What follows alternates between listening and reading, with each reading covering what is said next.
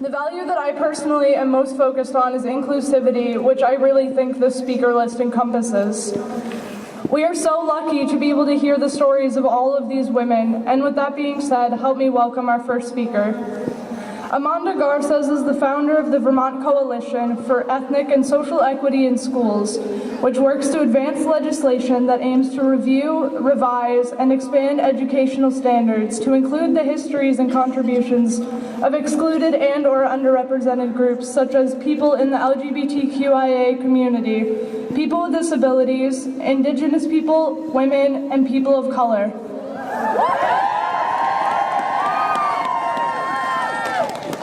Thank you. I am Colombian, and I am proud of being an immigrant.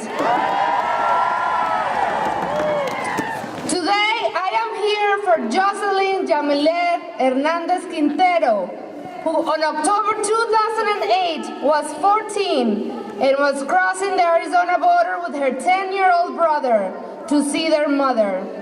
Jocelyn did not make it, and it took 3 weeks for her remains to be found. I am standing here for her and for more than 7,000 migrants that have died crossing the border. I am here for Jacqueline Amay Rosemary Calmaquin. She was 7 years old and indigenous Quechua from Guatemala. Jacqueline died in Border Patrol custody from dehydration, shock, and liver failure. I am here for Felipe Gomez Alonso, 8-year-old boy from Guatemala who died on Christmas Eve, also in Border Patrol custody. I am here for Roxana Hernandez Rodriguez, a trans woman from Honduras, murdered and beaten in Border Patrol custody and dehydrated.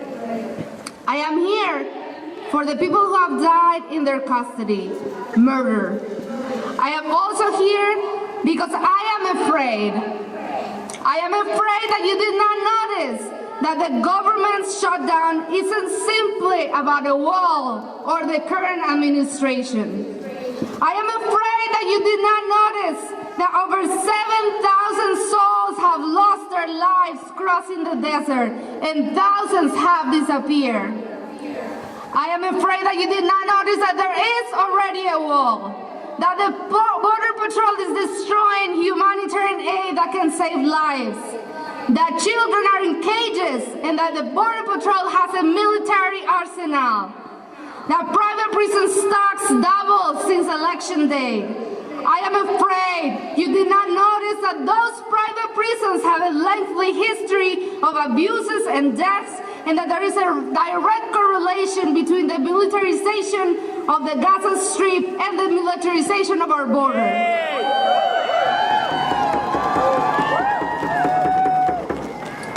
That is the border I know, a border of death.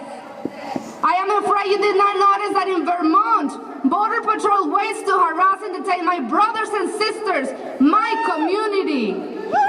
I am afraid you did not notice that my sister Kaya Morris has to stand up for herself against the white supremacy because the institutions did not. I am afraid you did not notice that our Vermont students with disabilities and students of color were a while ago 2 to 3 times more likely to be excluded from school through suspension and expulsion. I am afraid you did not notice that our students continue to face racism, that LGBTIQA children continue to be harassed. I am afraid you did not notice that a study in 2007 showed that Black and Latino drivers in Vermont were more likely than white to be stopped and searched. I am afraid you have not noticed that white supremacy walks around us. And then I remember, I can't be afraid. I can't be afraid because I also know a border of resistance. I remember that in Arizona, people fight every day against the injustices of policies such as Operation Streamline, that communities stood up against checkpoints, supported families looking for their loved ones, recovered remains and gave their families peace of mind. And overall, it is people of color carrying the heavy weight of a militarized border. I remember I can't be afraid because migrant justice workers stood up and sued the Border Patrol here in Vermont. Dakaya Morris stood up for herself with family and the love of her community. That without much hesitation, a coalition of LGBTIQA, disability rights advocates, people of color, indigenous, women, students, educators, parents, was born to bring an intersectional approach to our education. We got together to pass a bill that will bring ethnic studies and social equity to curriculum standards. There is already a wall that has not deterred migration, because migration cannot be deterred. Because people will continue to fight for their lives. We will continue to fight for human rights and justice. And we are here to celebrate resistance. To celebrate the strength of our indigenous brothers and sisters who have resisted for centuries. To celebrate our transgender sisters and brothers who continue to resist.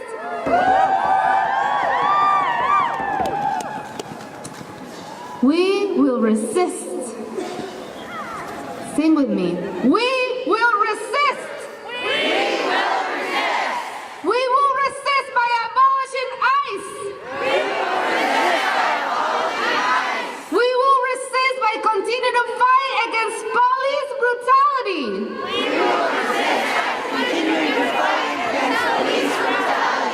We will resist and say no more deaths.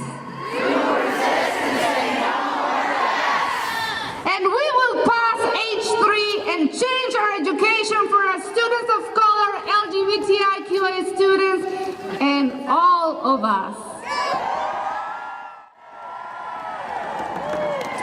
Today, I am here for Jocelyn Yamilet Hernandez Quintero, who on October 2008 was 14 and was crossing the Arizona border with her 10-year-old brother to see their mother.